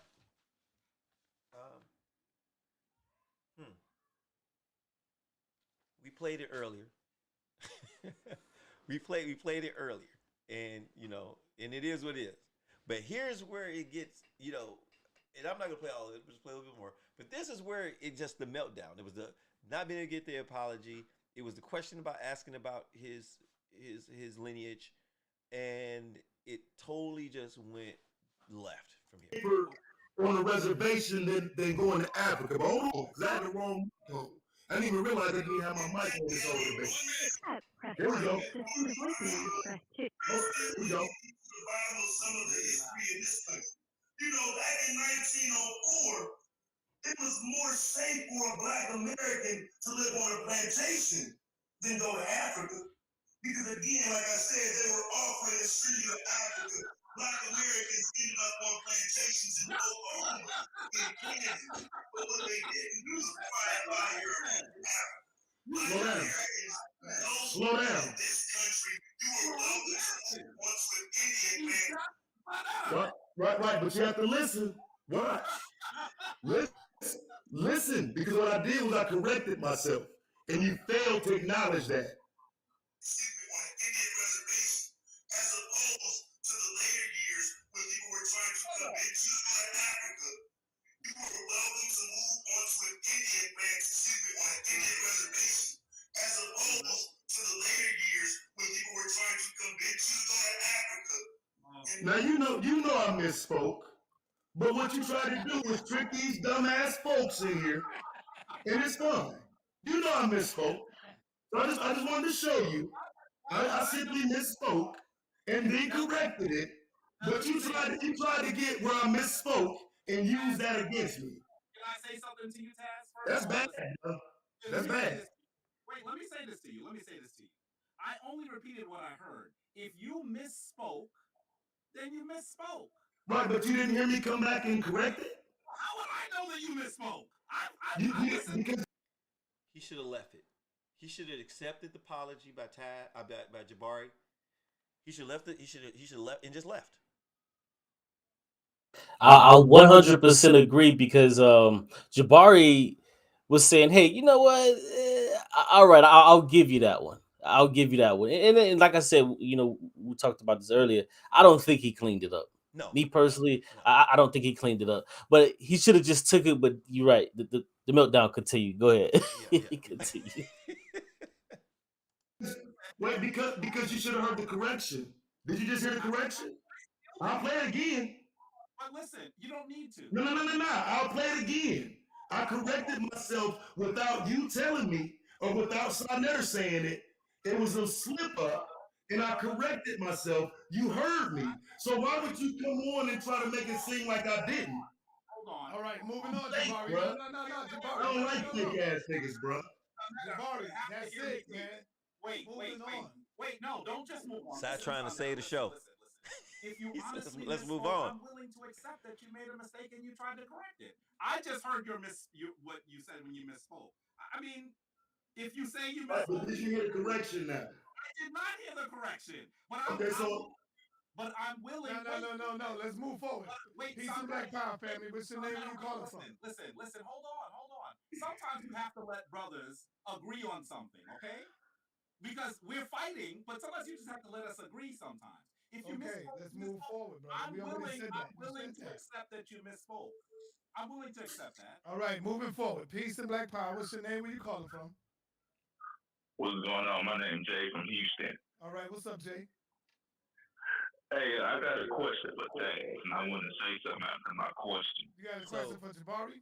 So once again, there you go. You know, he's going, and let me get to this point where we have the total. So that was like the start of the meltdown, right? Yeah, let me say this is why you're getting at. You can just look at his body language, how he's doing all of this, and like you know, you can just tell by his body language that he's not comfortable at all. Yeah. Like I said, it's one of those things where when I saw it, I was like, you know, and it's one of those things where it's like, okay, I know that it's only going to get worse from no, him. I'm not. My grandmother. It's only going to get worse, and when you start speaking about his grandmother, right? What my great grandmother was alive during slavery. No, it was just one of those things where it was done. So, yeah, that's funny how he said that. He said it was just done. Familiar that the Choctaw in fact enslaved Africans. Right. Yes. Again. Okay, so you are saying that your family. Hold on. hold on. So you are saying that your family enslaved Africans? No, I'm not. My grandmother, my great Wait a grandmother minute. was alive during slavery. You're dumb. Okay, Paul. You're a dumb No, I'm wannabe not. African. You're Now go contradicting. beat Hold on on, a hold on, drum Todd. You gotta somewhere in pause. Ethiopia, clown. All right. Hold on. Hold on. I'm gonna Wannabe stay ass calm on African. this one. Get your stupid ass out of Hold here. on. Okay, I'm gonna stay on him. He's hurt now. Watch this, Well, Hurt either for way what? it goes, you're working with a double-edged Hurt for sword. what? Because 1 minute you say, hold on, let me finish talking. 1 minute you say that your family are Choctaw, but the slaves who were enslaved by the Choctaw, they became Choctaw and they inherited Africans. And those Africans Look at the body became language. Yeah. Choctaw. So either way it goes, no matter how you try to twist this historical narrative up, you fail because you say if you're not African, that you enslaved Africans or your ancestors enslaved Africans. That would make you our natural enemy. And then two, if you're saying, oh no, that's just something that's taught, then in fact they are Africans. The problem that you're having in this entire debate, Taz, you don't have a grasp of history. You just sit on these panels and gish gallop all day. And Your you make mama didn't these have a motherfucking understanding of history. Okay, What are you now we're talking talking about, about pussy? mothers. Hold on. You try to get on these And it's niggas' on. platform and try to talk crazy to It's me, over. bro, for real? You coward? Hold on. You know Listen damn to well me. you could have been talking to me. You a coward. Stop trying to use this man Okay, one platform more to play time. games with me, bro. Like, calm One What's more wrong down. with time. Calm you? down. I can set this shit up Listen next to him. week if Like y'all these want. niggas crazy, bro. Like y'all going way off topic. That wasn't a debate. One more time. Like y'all niggas is cowards, man. Like God, you a weak dick, bro. Malcolm X ass nigga. You just as weak as Malcolm X was, you weak bitch. Hold on. Let him get it out. Hold on. Let me Y'all niggas crazy, bro. say this real quick, Sonetta. Yeah. Let me say this real quick. This shit ain't got nothing to do with no Again. motherfucking Indians. How did You this gotta turn keep into it an Indian here, right? conversation? Hold How? on, one more time. How did this turn into an Because Indian this is conversation? what What the Hold on. fuck is wrong with y'all? Chris, let him get it out. Well, pause it right there. Y'all playing with the Let me just say this real quick. Yo, Taz is he's losing it, and you rightfully so call it the meltdown. Now, if you notice, he's asking how did this become an Indian conversation when he just said that he cleaned it up by talking about Indian reservations. So you mean to tell me it has no connection now? If you were alluding to that, okay, well, these Indian reservations, black people chose to go to Indian reservations, then they go back to Africa, then when he brings up these Indians, it kind of connects there. But go ahead, my bad. Oh, you good. Go ahead. My bad. Go ahead. No, I was done right there. I was done. Oh, Yeah. that's what I was saying, right? When you bring up issues and topics that you're not ready for, right? You can't blame someone for their response. You just can't, right? It's one of those. It's just one of those things, right? And so when you get it, right? This is what you get. You get Mount Suvius. Emotional damage. Emotional damage. So, so that was the whole thing. That man, it was just it went bad from there. Emotional damage. But I will say this. I agree. I will say this, that, and I said this before, right? I see a lot of guys, and this is I'm not even talking about this debate. I'm not talking about anyone in particular. I'm just talking about what I see. A lot of I've been watching HOK for over 10 years, right? I've been watching SVDL for the last 3 to 4 years. I've watched modern day debates recently. When you started telling me about modern day debates, I've been listening to Lions Den, Killer Priest show. I'm a fan of debate platforms. I even watch your show, even though I don't know what the hell you doing on it when you playing these damn video games. You know, this virtual shit in just the commentation. I enjoy the commentation. I enjoy people's energy and so forth, especially debates, and I learned a lot of topics this way. What I found out, or what my observation is that debaters from other platforms, they come onto HOK and they use some of the same talking points, the same strategies, the same style, the same attacks, same material. And the majority of them don't have good results on HOK. The structure is different. You have people who are just as well read, if not better, with more credentials, more studied, more traveled than most other people on these other debates. And then you get this, right? And I've seen people, and I'm just going to, I've seen people from different platforms go on to HOK, and they wanted to, either they went against Polite, or they went against Jabari, or they went against Tazariak, or, they went against Rob Bourne, or they went against Shaka Amos and failed terribly. But the talking points that they had would have been greater or more substantial on the platform they left from. As you say that, I'm gonna tell you what comes to my head, and this is honest. Their talking points work on different platforms. Where they come from, where they call home, their base of operation, their talking points work. So when they leave home and have to play in an away game, they don't work that well. Right. But ultimately, I think there's two things at play. Ultimately, one thing is, and I'll try to use a sports analogy. Sometimes you got to know how to run the ball instead of passing it all the time. You have to be able to adapt. Some people can't adapt.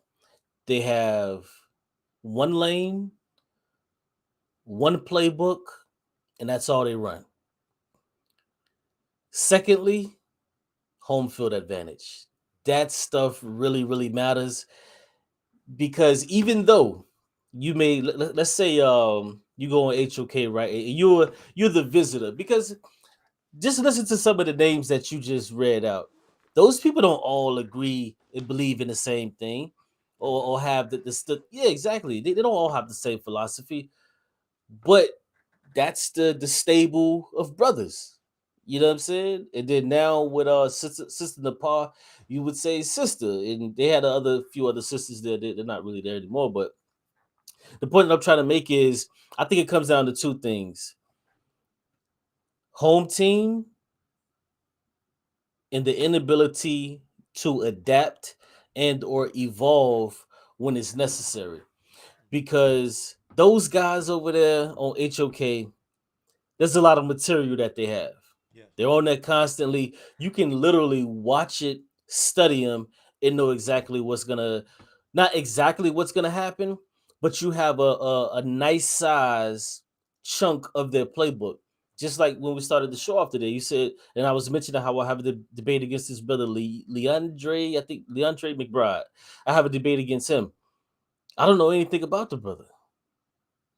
So I'm coming into it, and I'm not sure if he knows anything about me, but it's gonna be like another football analogy. It's gonna be a neutral site, to where I'm not gonna have any home field advantage. He's not gonna have any home field advantage, as far as I know. So it's gonna be like a neutral site game. So when you come onto someone else's platform and you know you're the visitor,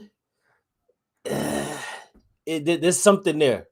So a lot of times, what people do is, when they are the visitor, they stay in that box and they don't want to venture out, because wow, when they were at home, it was working.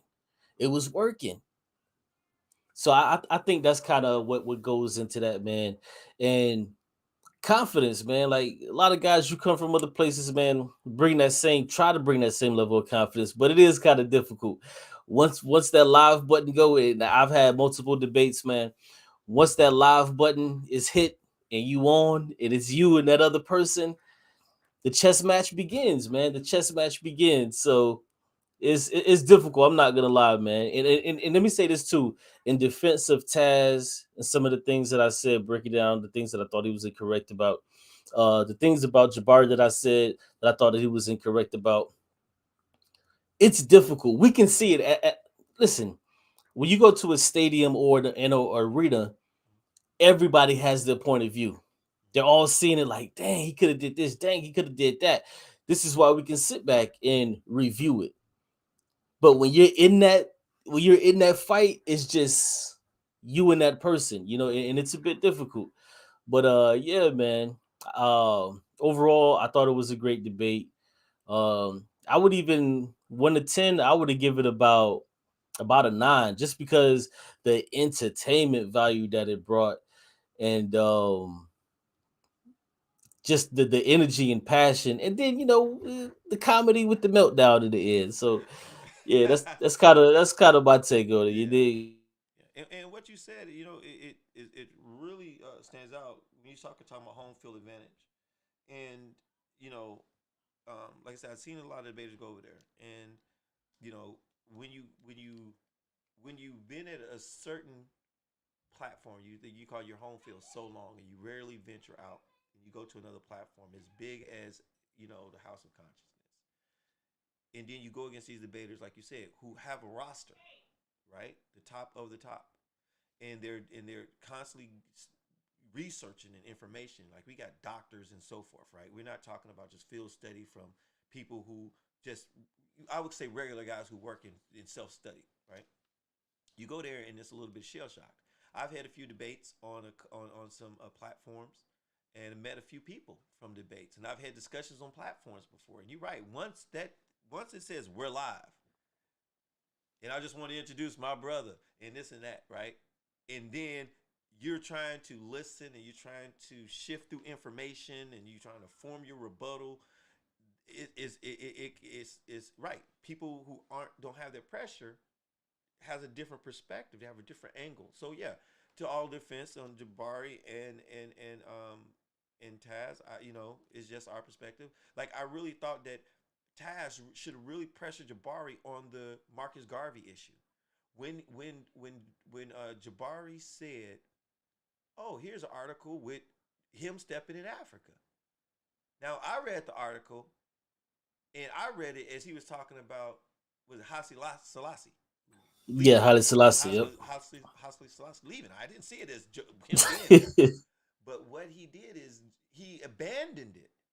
And then when he abandoned it, and he's like, "Well, show me your source. Show me your source." No, I want to attack your interpretation of what you just said. Then he says, "Well, I got another article that's here, and it was the J article, right?" And in the J article, he says, "Well, read it." He said, "I can't open it up." Right? Yeah, the one from J Store. Right, right, J right, right. Store, right? And he couldn't read anywhere on the front page where it was Marcus Garvey. And then Jabari said it's in there, right? Now, whether it's in there or not, I would have pressured him.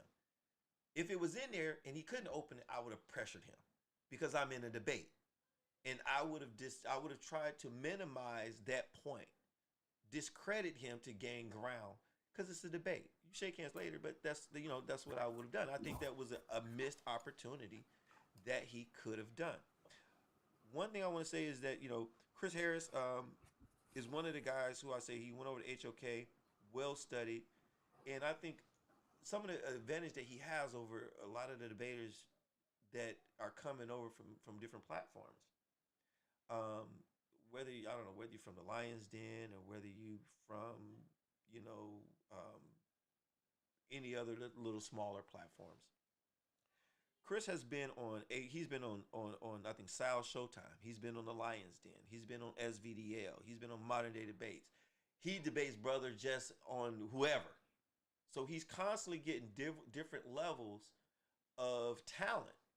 When he first met Zion Lex, he said, you can bring it up. He says, "I don't know if I'll be able to handle him. Where he just gave him props. Like I don't know because he got me with the language, but I'm gonna give him hell and this and that. Now talk to Chris. Chris tell you, man, I'm finna eat his ass out. I'm finna But let him have it. hold on, when did he say that he felt he would get the best of him because he knew the language? When they first spoke, that first debate, they were cordial, and Chris was saying, "Well, yeah, Zion, he knows the language, so that's where he has me, you Hmm. know." And he was giving Zion props about it, but they never had the debate. They couldn't make something happen or whatever happened. Oh, okay. Chris has been on several platforms. He's debated top debaters. That's not just known in one platform, like multiple platforms. You know, he has a hell of a squad with Team Osiris. He has probably one of the best orators and well-studied, knowledgeable people, person that I know in Kansu that he can use as a counselor or confidant, right? He has Melvin Jefferson, who has a library that's bigger than I don't know fucking what. Like the Library of Yeah, Alexandria, man. right. So Yeah. so he has this background, and so they don't have this, and so when he has this, he having this debate against Zion Lex, and I think it's on Deuteronomy, and I think it's going to be this Sunday. I think they had a preliminary today. I think there's going to be a great debate. You should watch out for it. It's going to be HOK. I know Size posting it up. It's going to be good. And I'm gonna say this in closing before we head out is as when you were on, well, I want to say two things. One is SVDL has it's just a roster of talent, right? And it's bigger than what people think it is. But it seems as if he's the developmental league or station for these other platforms, right? Because if you look at who's popping and where they're coming from, Chris got his main station in SVDL, right? He did that. Anon, he's went to some other place. He has been there. And a lot of the debaters that's been on SVDL has been beating up on some of the people, maybe not like Jabari and stuff, but people that has been on HOK, they've been getting beat up on by people that have left their platform. And there's some strong people like, is Domo gonna go outside of SVDL? He ain't got to leave, but will he debate some people out of SVL where it's publicized and people can hear it? Is Suave going to do the same thing? That's why I says I don't want to call it a farm league because it's far from a farm league, but you see the correlation of where I'm going with it, right? Yeah. I definitely see that. And the years that I was there, they had some strong guys. But I don't. I think it's warranted when you say a farm league or a developmental league. I think it's warranted to say that because when you look at it and you compare it, the numbers are obviously higher, the viewership obviously higher, you know, and I would even say the talent is better.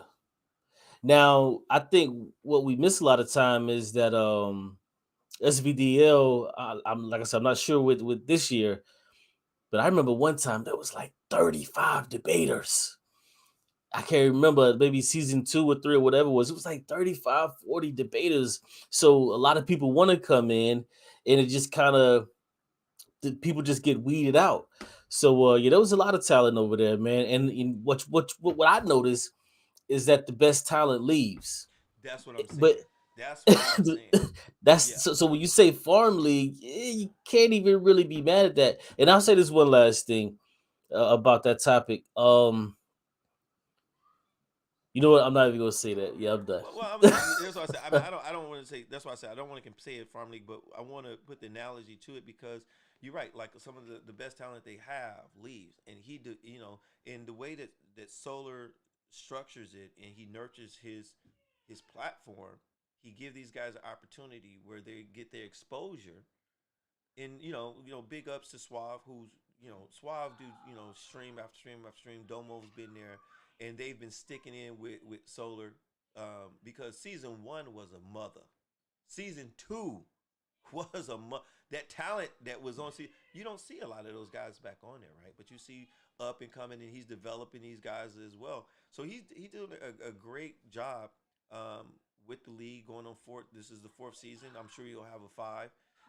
And I look forward to seeing this new upcoming talent that they got in Blackston, Nandy, Rio, Brother Moses. I think that they could, you know, they could step on the floor with some of these bigger guys that's on other leagues.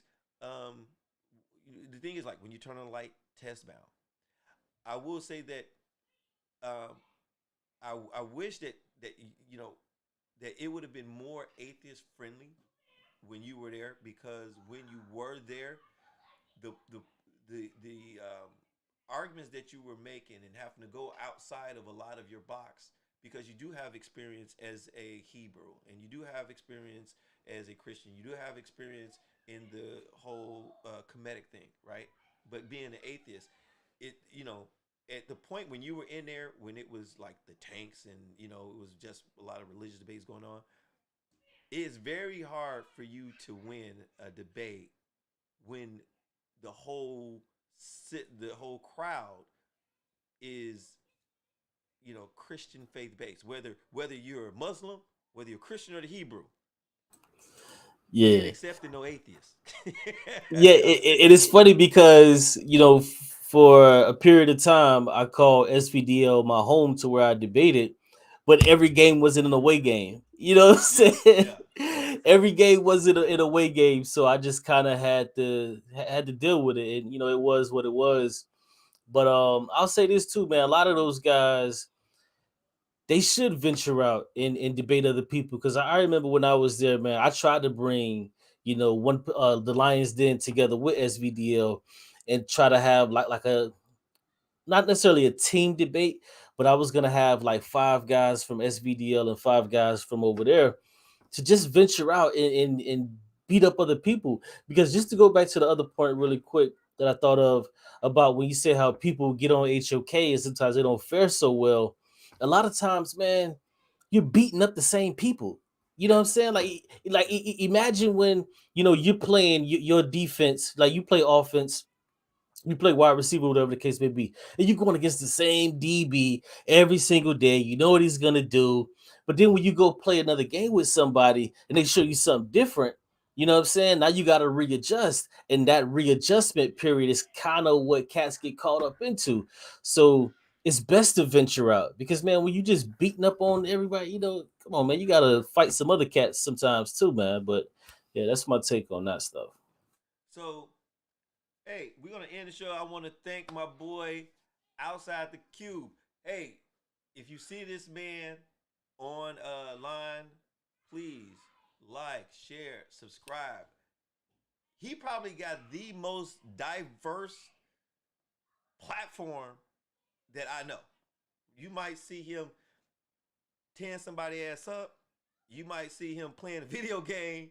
He might be debating. You don't know what the hell Cube got going on. But I tell you one thing, his graphics is always popping. His thumbnails is legit. And the information be on point. He's not pseudo. And one thing I'll say is he's an honest brother where, if he disagree with you, he disagree with you. He don't care, and he'll let you know. There's been many times where he called me like, man, he do the Q. I agree, but you full of shit.